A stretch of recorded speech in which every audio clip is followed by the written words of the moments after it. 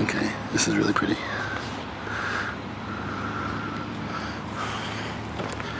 I think the railroad bridge is my favorite, if I can get that in there. So do you study film at your school? No, I do digital art and new media, which sounds a little bit like film, but actually like my specialty is like sculpture. Awesome. So I do, What's your medium? I do different stuff. Like I also do like assemblage where I'm putting stuff together, but also for this program I've been doing stuff that has a more digital or computery component. So like the last piece I worked on was a piece that had lasers and tracked you as you move through a space. And whoa, how do they do that? basically it just kind of watches at like knee level and then just makes some suppositions about like where people are positioned, but then like track the relationships between people. So like if people were talking, like facing each other and talking, then as they moved away it would remember that and then keep a line between them so that people had relationships that were represented on the that's and the cool. lasers would mark that on the floor. Okay, so how about you? You're also an artist, yeah? Oh yeah, I finger paint. Like everywhere. Do you do murals or? Well, I pretty much just like paint on anything that's available, whether it be cardboard or like a rock or a park bench or maybe a tree or a t-shirt. A gorilla finger painter? Yeah. Okay, now I'm gonna turn this guy on.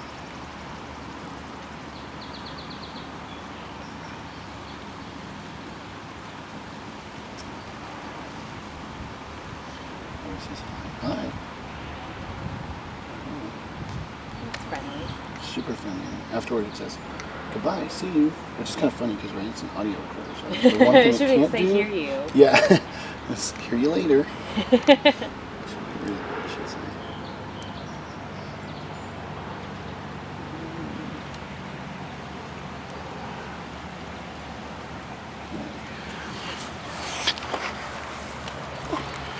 And to ensure that we're really hearing what I think we're hearing, I'm going to do this.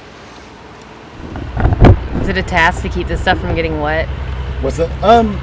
No, actually, like it gets kept in like a waterproof case. Oh. Like all the media equipment. But then the boat is super tight, and so haven't had the leaks? Lightest bit of water in it or anything. Oh, that's awesome. It's actually been really easy. Guess you built it well. I guess so. It still surprises me. Every once in a while I'll just have this moment where I just think, oh shit, what I did. So in the oral history tradition, I'm going to have you sign a form. This form is not a release. Like normally, like if some newspaper, I'm going to get a little bit closer because I want to be closer to you and at the same time see the camera. So I'm going to fuck up everything. Make it all perfect.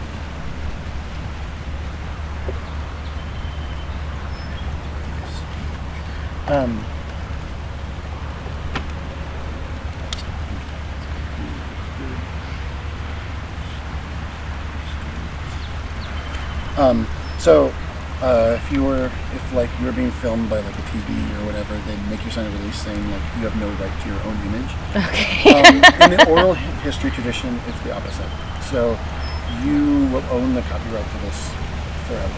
So even if it's in the archive and you decide later you don't want to participate, you can withdraw that. It's okay. Okay.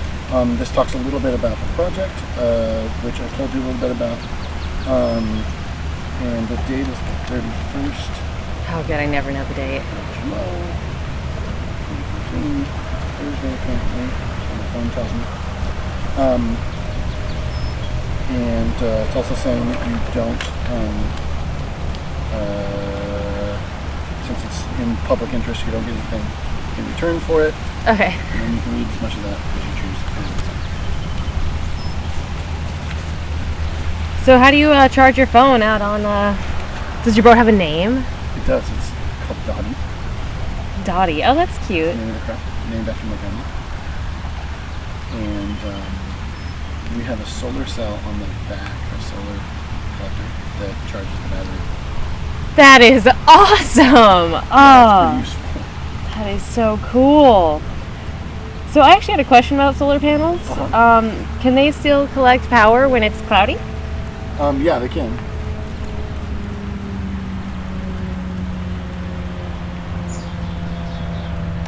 As long as it's bright. If it's bright.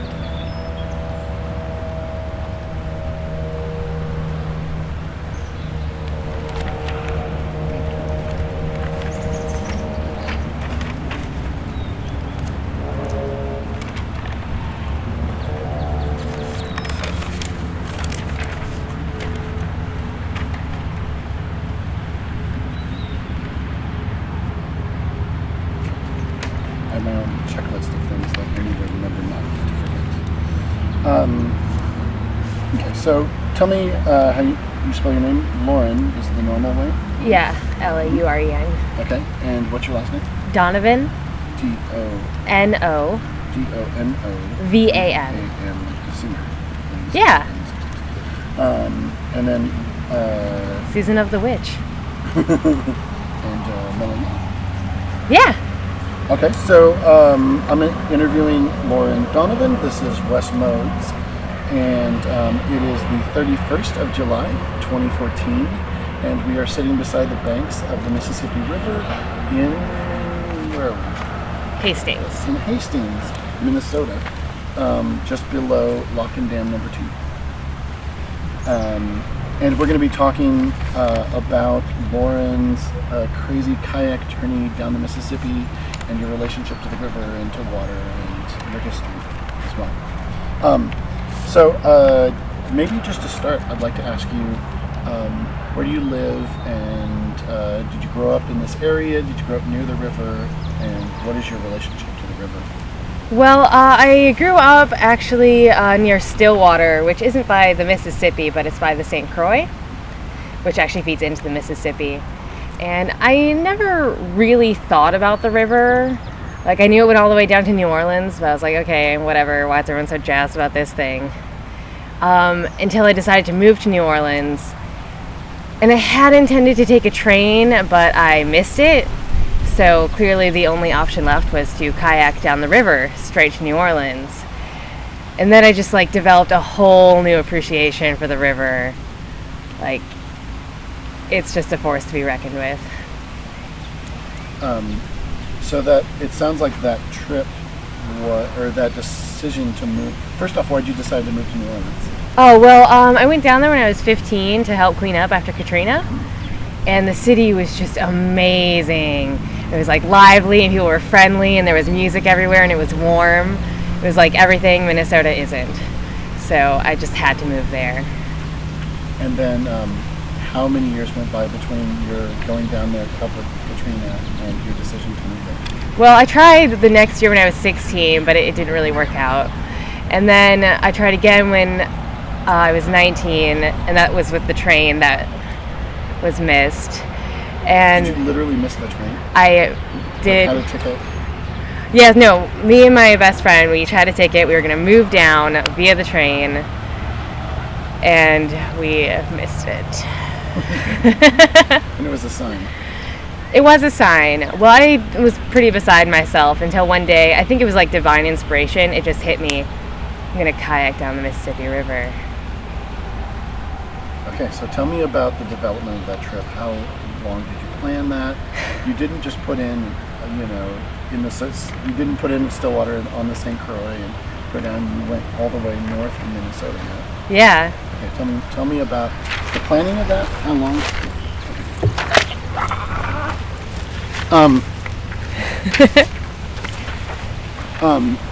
So the planning around that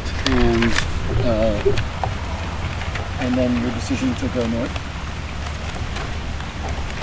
Well, because we were originally just going to put in, probably in the cities, or possibly even in the St. Croix and just kayak down. But then, by chance, we ended up having to go up to the headwaters to drop off my brother for something. And then we saw it, and we were like, whoa, this is where it starts. It was breathtaking, it was cool, and we were like, dude, we should we should just start from the top, like do the legit Mississippi. So we did.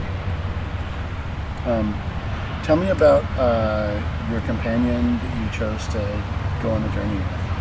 Well, she's been my best friend for a few years, and her name's Stephanie. She's just like kind of the best adventure companion, because no matter what you throw out there, she'll be like, yeah, okay, let's do it. And she was so brave. Like, she hates water. She's not a very good swimmer. But so I didn't know. I was like, so let's kayak it. She was like, yeah! I mean, she was drunk, but still. So. Would you say that you were the instigator of the journey? Yeah, but she was down. And Stephanie, you said? Stephanie. Was she the one who was going to? Was she the one who was going to move to New Orleans? Yeah, she was. Okay. So, what?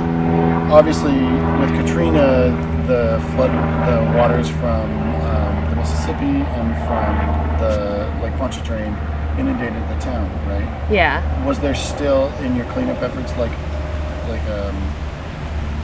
how much relationship did you feel like with the waters, or was it more the people? Tell me more about that. Well, I mean, it was more the people, and New Orleans just has like this unbreakable spirit, because I mean, like, the place was trashed. We were down there like picking up, everyone was still so nice and happy, and like every day was still a party, you know, despite natural disaster.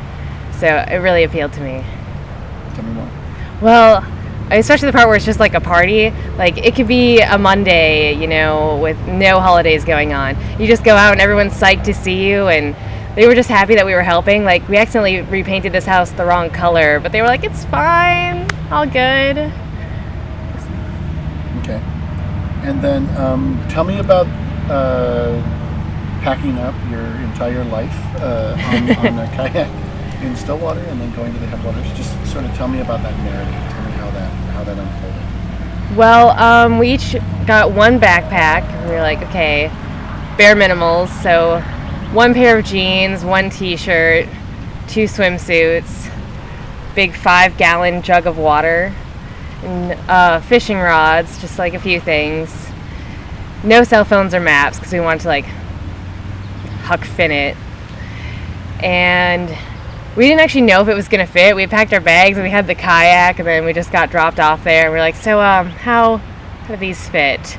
We just kind of had to shove them in. You had to actually kick one up into the bow. The other one kind of lay in the midships. And like I said before, you know, we couldn't fit our feet in the kayak then. We just had to pile them on top in this awkward position, just paddle down.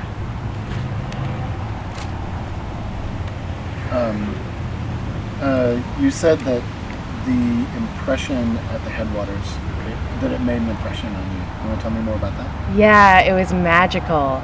Like, it's just like the river traverses the entire country from north to south. And I mean, it's just where it starts, and it's cold and it's crystal clear, and it's really wild up there. Like, for the first week, you don't see anyone on the river. It's just you and nature. Oh, it's so cool. And it's like really quiet, but sometimes not, because there's rapids and oh, the flies. Don't get me started on the flies, but it's something else. And the critters? Oh yeah, there's lots. We ran into some weird stuff. Raccoons are the worst because they'll steal your food. All of it. And just get into everything. And we were kind of worried about bears and stuff, but didn't run into any of that. Mostly bugs are the worst thing. And then when you get further down south, they have this Asian jumping carp, which isn't native to the Mississippi River. It's just kind of found its way in there. Those things are scary. It's like, especially when a motor goes by, they get startled, so they all jump out of the water, and they're huge. And one smacked my friend in the face.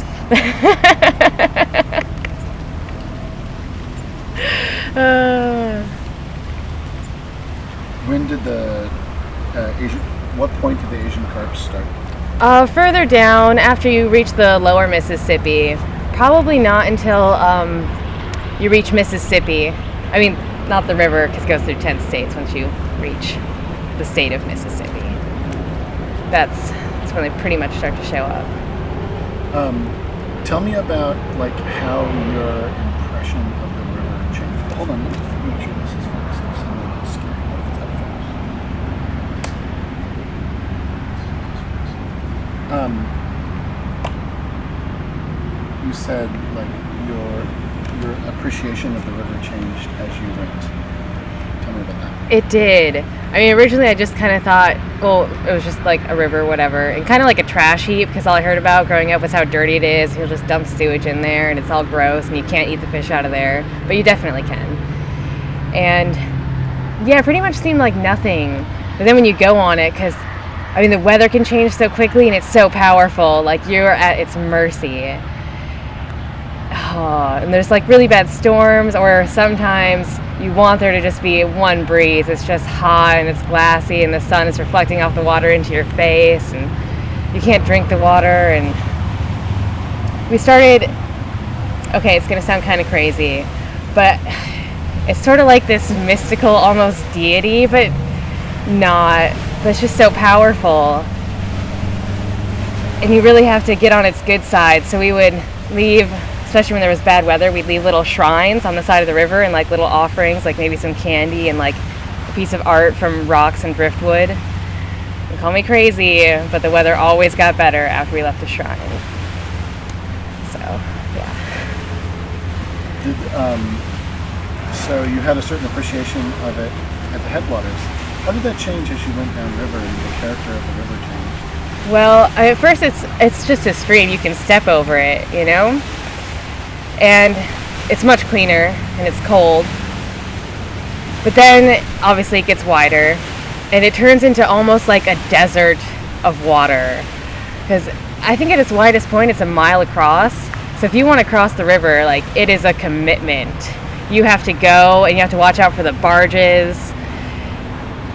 And the sun gets so hot, and the waves get so much bigger. It turns from like this sweet, you know, little sassy stream into like this giant monster. Yeah. Did you have sunshade, or how did you guys keep yourself cool? We didn't. We would wear hats and bandanas. But on like those hot days, you're out in the middle of the river, it's just like the sun, you're dying, and you can't keep drinking water because you only have so much. So at first I was like, nope, I'm not going to dunk my hat in the Mississippi. This water is gross. I see all kinds of weird stuff floating in here. I'm not going to do it. But it gets so hot, you cross the threshold, and you're like, dunk everything in the water. I need it all over me. It's too hot. Yeah, so mostly that. We put a bandana. We had short hair at the time. Wet the bandana and you put it over your head, so it's kind of like keeping you cool, and then you put a hat over that. You just have to continually re-wet it. Tell me about a few harrowing experiences you had on the river. What does harrowing mean? Like you mentioned barges, like terrifying. Oh, yeah. Like, the barges can be really sneaky, which they don't sound sneaky, but they are. So they can be really quiet when they're going downriver, which is when they're their fastest. So you're just kind of paddling along, you're like, oh, nice river day. You turn around, you're like, oh my god, barge! You're like, book it! Because they don't always see you, because they're not, like, looking for a little kayaker. So, gotta look out there. Just get out of the way. If they do see you, sometimes they'll honk their horn at you and move it. And, oh, we had this horrible, exhausting, terrifying experience with Lock 11, which is obviously further down. And there was a really bad storm coming in, but we wanted to make it through the lock, so we weren't going to pull over. And the wind was getting really bad. You're not supposed to, as a kayaker, be in the center of the river because boats and the current and waves, but that's where it's fastest, so we were like, oh, we're going to be in the middle of the river. And so the waves started to get really, really big. And at first it was fun. Like, I swear one wave picked us up and was surfing us. And we were like, yeah, living the dream.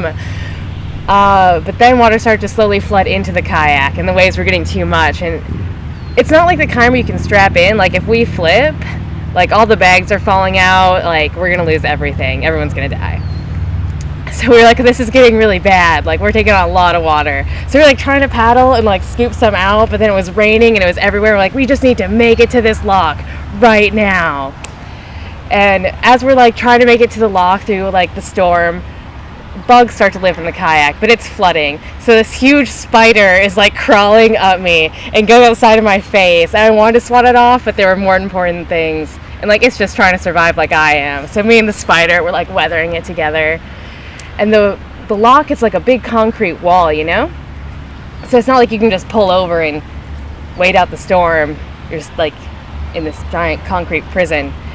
And so you have a little rope that the leisure boats pull, and then they open the lock for you. But like the storm is like crashing us against the wall, and we keep pulling this rope and they're not opening the lock. And we're like, we're gonna die! And they have one ladder going up that it's not for civilians, but we were gonna die. So I was like, dude, like there's no choice. We need to jump to the ladder and grab, like, we have ropes tied to the kayak. We need to grab the ropes and we need to jump. And she was like, okay. So like in the middle of the waves, we each have a rope in hand and we jump from the sinking kayak to the ladder. We climb up and we tied the ropes around this metal bar at the top as it's slowly sinking beneath the waves, and all our stuff is floating out and going away. Like we're losing the kayak, which is our whole life. We're like, no. And then finally something comes over the intercom, and it's the lock masters, and they're like, okay, we're ready to open the lock, you guys should get back in your boat now. And we're like, it's sinking! And then they're like, you can get back in the boat. It's sinking! I can't understand you, stop yelling. It's sinking? Oh shit. So then they all ran out, and then they're like, oh yeah, that's sinking. So they were like trying a bunch of different things. They tried to pull it up, but it was too heavy. And then they sent me down with a life jacket, like in all the waves, with an electronic pump that was extended from a cord to try and pump out water, but it was too late. It was coming in too fast. And then they were like, fuck it, we gotta open the lock. So they open the lock, and they're just dragging me in the sinking boat in. Then they close it. We lost a lot of shit, but then in the calmer inside the lock, we were able to pump out all the water, get back in, and beach, fix everything up. So that was pretty terrifying. But we had really good hair afterwards, so near-death experience, great for the hair. Oh my god, it was a harrowing story just to hear. Yeah. Wow, you made me forget all my questions. It was so good. You touched on this, but tell me, like, what does the river mean to you now? Like, how do you feel? Like, I met you, you're in a little Walmart, yeah, thingamabob, and you were floating around last night. What does the river mean to you? I mean, it's just like part of my life. Like, it's found its way into my heart, and like I definitely have respect for it, you know. And also because living in New Orleans and feeling a connection with that city, and up in Minnesota, which is like my home, original home, it like connects the two of them. So like whenever I'm up in Minnesota, I miss New Orleans, you know, I just kind of go by the river because they're connected. Sometimes I'll like throw some of my beer in there so it can wash down to the city, and it's like a thing. And then down in New Orleans, you know, you just need to be by the river and it reminds you of home. And I just crave it when I'm not by it for too long. Like there's just this feeling of like peace and connectedness that I feel with the river.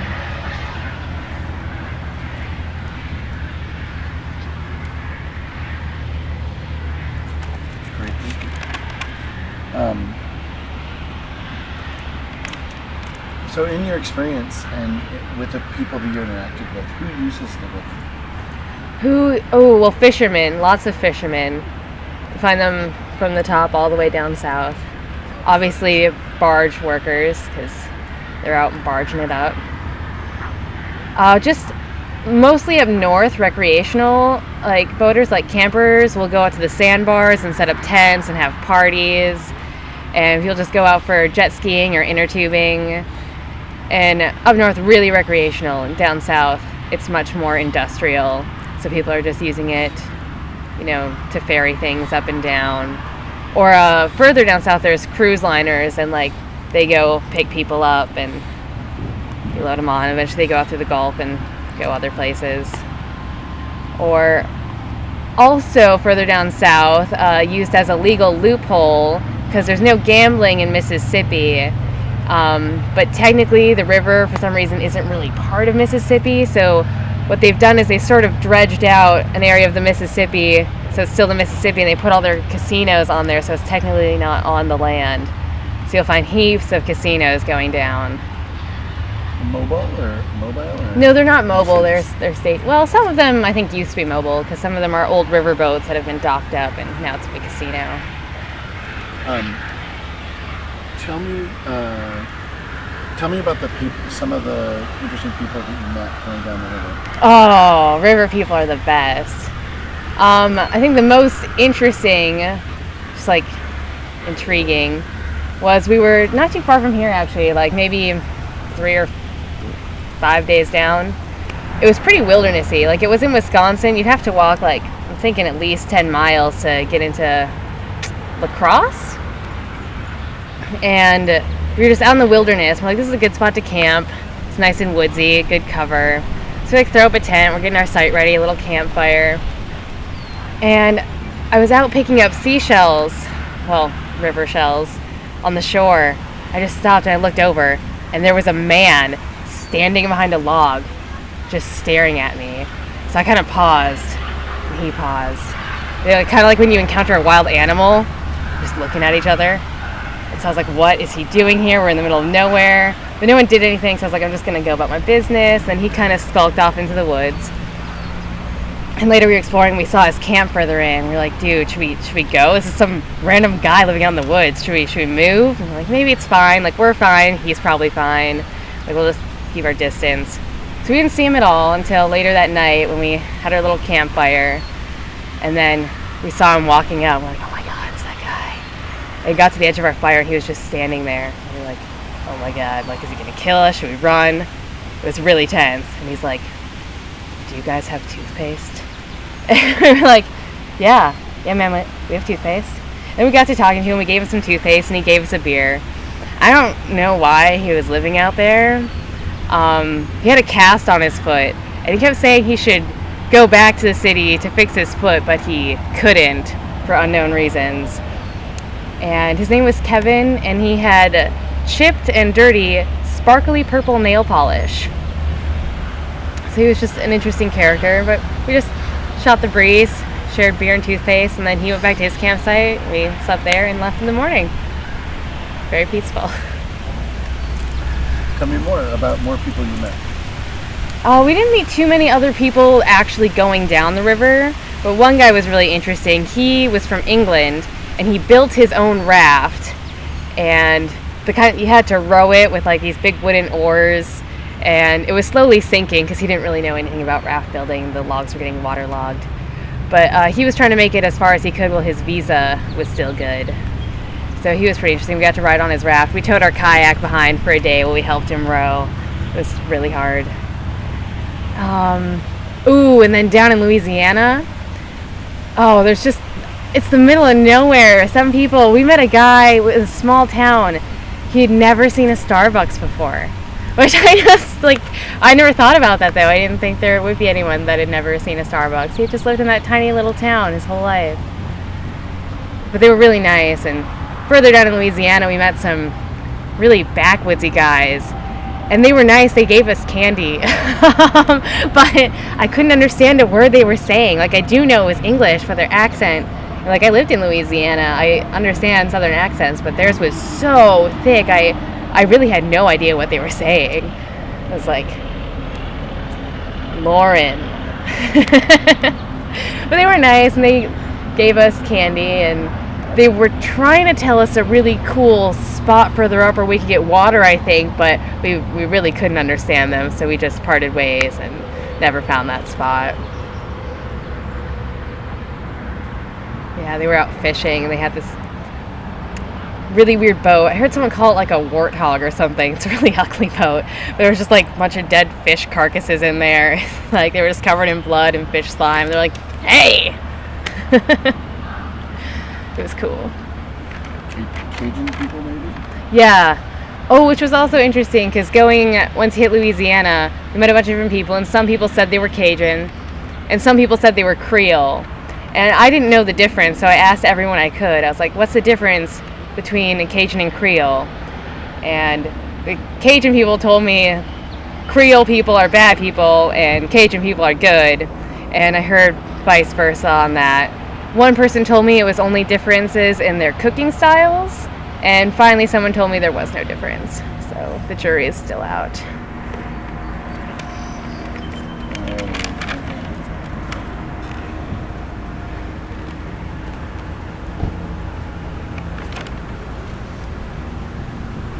When you went down the river, did you come across any communities of folks living in boats? In boats. Or like in houseboats or shanty boats? No, I wish we had. Because we heard about them further up north, and they said they'd be down south, but we really didn't see any.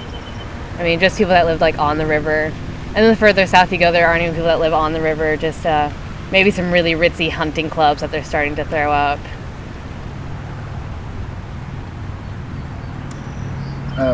Of the places that you stopped, were there any places that you stopped for an extended time other than, I mean, and tell me about Memphis, but like, are there any places like,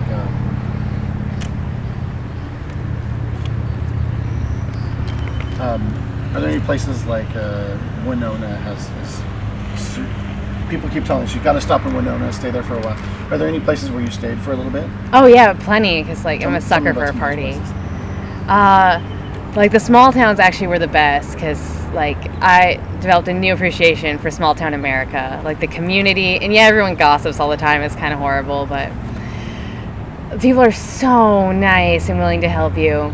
When we stopped, New Boston, Illinois, which is on the border of Iowa and Illinois. Obviously I'd never heard of it, but you know, we pulled up just like excited to see people because we never knew where we were. And then they were excited to hear about our adventure, and they were like, oh well, why don't you stay here for a few nights because there's a storm coming. Oh, people did not want us to be in storms. So they were like, we have a spare trailer, you guys stay here, weather out the storm. They gave us all the food and beer we could ever imagine. And it was a really big farming town, like there's not much else going on. So we got to go out to their farms and drive a combine and see all the corn. And we got to go to all the bars. And in a small town, you're pretty big news, so you'll only be there for a few hours and everyone knows who you are and what your story is, and they're all ready to help. And oh, so many donations. Like we definitely would have died had it not been for people living on the river just giving us food and advice. What other places come to mind specifically that you stopped at or stayed more than a few days at? We also stopped in Oquawka, Illinois, which was just a really sweet little town. Everyone there was so nice, and they took us to like a demolition derby and their little county fair, which was awesome. And St. Louis, we stopped in for close to a month, I think. Just a really fun city. And there was a donut shop that heard of our adventure, and they gave us a bunch of donuts before we left. John Donut. You should check it out. Where else did we stop? Oh, Hickman, Kentucky. That was the coolest. It was one of those really small towns. We had made a slightly wrong turn off the river and ended up going down a waterfall. A tiny one, but it was pretty detrimental because it was getting cold then and all our stuff was wet. So we were like, we really need to find a town. Luckily we found Hickman, which is the only thing for a while. And so we pulled up, we were wringing out all our clothes, and someone came by immediately and was like, what's going on? We were like, this is our story, all our stuff's wet, we will die of hypothermia tonight. Do you know like of a laundromat? And they were like, well, we don't have that out here. But all the guys, because they were loading up barges, got together and they called everyone they knew in the community to see who had a dryer. And they finally found someone with a dryer, and they let us come dry out all our stuff and spend a night there. But then they actually liked us so much, they're like, well, you guys should just stay longer. And they had these little rental cabins not far, so the owner of the rental cabins just let us stay there for free. And there were always pizza parties. It was just fantastic. That was where we met the guy that had never seen a Starbucks. Hickman, Kentucky. Yeah, Hickman, Kentucky. Oh, and it was really cool because they had a community. You'd think it was really boring, but you'd think that they'd have absolutely nothing to do and they'd just need to drive to a city. But they all played horseshoes, and there was one guy that had like a horseshoe court set up in his yard, and at the end of every day, like pretty much everyone would just come to his yard and play horseshoes. So we joined in. It was great. You just have beers, you hang out with people, and you play horseshoes. It was really cool. Did you encounter much music on the river? Oh yeah, a lot of music, especially, well, I mean, you always do because people are out on their boats listening to music. But then, you know, once you here where they have the riverboats are always playing their fun, jaunty tunes up and down the river. And Memphis was a really musical town, obviously. And then all the way down to New Orleans. How about people like making their own music, like playing music? Oh yeah, definitely. Because the river, I feel like it just attracts people like that. So anyone that you meet on the river, basically for fun or by choice, a lot of them met some really cool harmonica players, and they tried to teach us a few tunes. That was really cool. A lot of guitar players. It was awesome. Did you have instruments with you? We did actually, wanting to learn harmonica, bring some ourselves. So we were just pitiful. So we would just sing songs. Helps you keep time as well.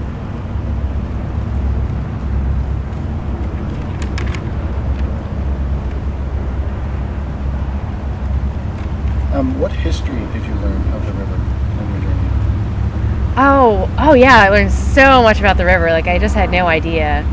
I mean, obviously they used it to transport things a lot, and everyone talks about Mark Twain. But what I didn't know is the Mississippi River no longer actually wants to go where it's going. Like, it goes to New Orleans, but now it's because people force it to, and they put a lot of work into making it go to New Orleans. Like, they go out every year, it's called dredging, and they have like these big machine boat things, and it takes out sand from the bottom of the river, and they just pile it on the side, so you get these massive sandbars. And they have to build the levees to keep from flooding and make it go where it wants to go. And they have wing dams. You probably know about those. So other boats have to worry about them, because if you hit them because they're submerged, it'll fuck up your shit. But we don't have to. Can you describe the wing dams? Yeah, most of the time, the ones I've seen are just made of rock, and they put them on the edge of the river to help direct the current, and they're just submerged beneath the water, and they kind of go down at an angle, just like a little rocky slant, like a little triangle wedge, and they just place them all along, and it makes the water go where they want it to. So, and it's supposed to, well, I mean, it wants to go down to Mobile, Alabama, actually, and they just keep stopping it. But I'm pretty sure, just knowing the Mississippi, that eventually it won't go to New Orleans anymore. It's just gonna have its way. I thought it wanted to go down that. I don't know how to pronounce it. The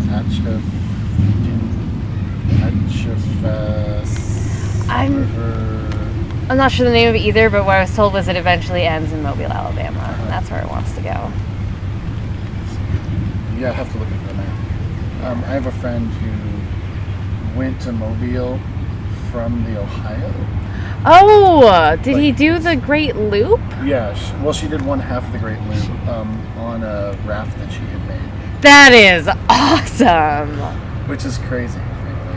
Like, it's like, who would think, like, going upriver, up over the mountain? Yeah. Oh, that is so cool. Can you describe the Great Loop? I can't remember the exact route, but I actually met a lot of loopers going down the river. They're cool. Part of it goes to the Mississippi, and then it also goes down. They take a weird passageway. It's called like the Tentom or something. I don't know. And eventually it heads down. I think they go through Mobile, Alabama. And it also somehow hits up the Great Lakes.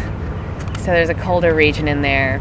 I don't know its exact route, but it's quite the epic journey. And people that are doing it are like a community as well, and they all help each other. But they'll also help out just other river travelers. So if you meet a looper, because they have like little flags on their boats, you can tell if they're a looper. And I think it's a white one if they're doing the loop, and it's a gold one if they've already done it. So you're like, hey, looper, I need water. So they pick you up. Does everybody go the same direction? There is a common way that most people go. It has to do with the seasons and it working out better. But some people, as always, like to fly in the face of convention and go the opposite way. Based on what you know of the history of the river, what do you feel like has been lost over time? I mean, it's definitely because it's not as wild anymore. So I feel like it used to be this beautiful, untamed thing. And there's certainly still sections like that, which are really cool. I didn't think there were any areas untouched by man anymore, but there are. But especially, it's so industrial now. No one lives on it. And it's not like a fun recreational place, especially down south. There's like these giant factories, and there's weird smoke going up in the air. And a lot of the natural fish aren't there anymore, especially with the introduction of foreign species. So it's lost its original luster and wildness. And what's been gained? Well, it's easier for companies that need supplies to get their stuff. And I don't even know what all the factories are for. Some of them supply power and stuff. And you go by them and some of them have giant warning signs. Oh, and it's just awful because people don't live around there. So if you need help or like water or something and you see a factory, you're probably not going to find people. Like, we actually went up into one once because we needed water to try and find someone, and there was nothing. It was just a factory. Yeah.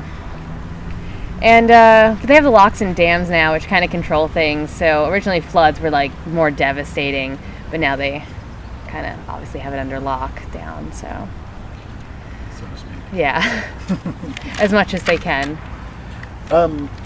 Tell me about the general health of the river. You grew up with people saying the river's dirty, the river's filthy, and then you had maybe a different experience on the river. Yeah, because growing up, even in Minnesota, where it's like close to its cleanest, we were like, oh, the Mississippi's disgusting. You can't swim in it. You cannot eat the fish out of there. You'll die. It's really gross. All the shit's in it. So at first, I didn't want to eat fish out of it. I didn't think you could swim in it because I heard it was really gross. But then I saw people fishing out of it, and then they were like, good stuff. And I ate it, and it was really good. I didn't die. And it seemed pretty nice to me, like, and cleanly. And so I ended up swimming in it. And we got further down south. And we're like, well, maybe once you reach Illinois, you don't want to swim in it. But people were still swimming in it all the way down into Mississippi. And, like, it's really not that bad. Like, you'll find a bit of trash here and there like you do, like, everywhere. But the fish are edible, and it's really not that bad. And people swim in it all over, and they're alive. Yeah, tell me about sort of how do you see the future of the river, like a generation from now, or maybe 2 generations from now? Well, I don't really know because, there are still factories, but they're putting, like, a lot more restrictions up as to what factories can and can't put in the river. So it's already getting cleaner. Like, someone told me that, like, in the past 10 years it's gotten ridiculously cleaner. So I kind of just see it more going in that direction where it's only going to get better because I think people are becoming more environmentally conscious. So